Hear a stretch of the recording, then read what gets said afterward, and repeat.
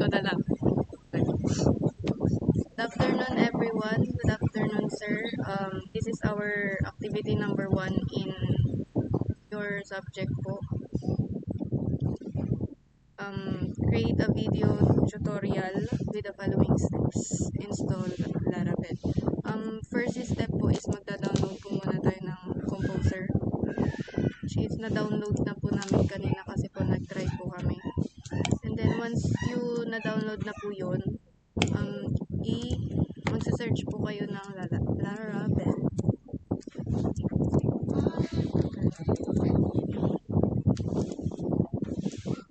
And get started.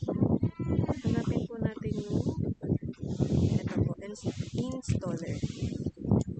And i-copy lang po natin.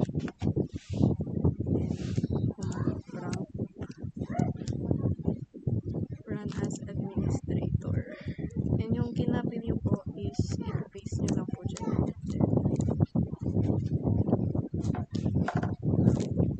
Nakigamit po ako ng laptop, sir, kasi po naglalag po yung laptop ko dun sa OBS recorder.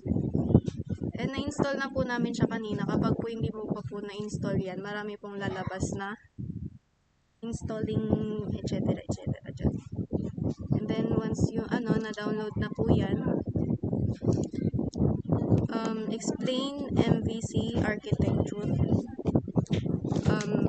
MVC stands for Model View Controller, which is a design pattern used in software development to separate an application into 3 interconnected components. Model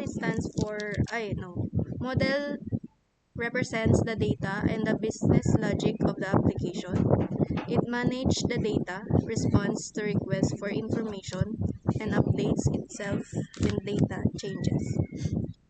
Yung view naman po is responsible for displaying the data to the user, and it presents the model's data in a user-friendly format and handles user interface elements. And the last one po is the controller.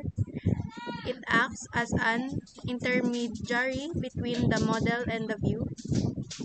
It processes user inputs like clicks or keyboard inputs, updates the model based on these inputs, and then updates the view accordingly.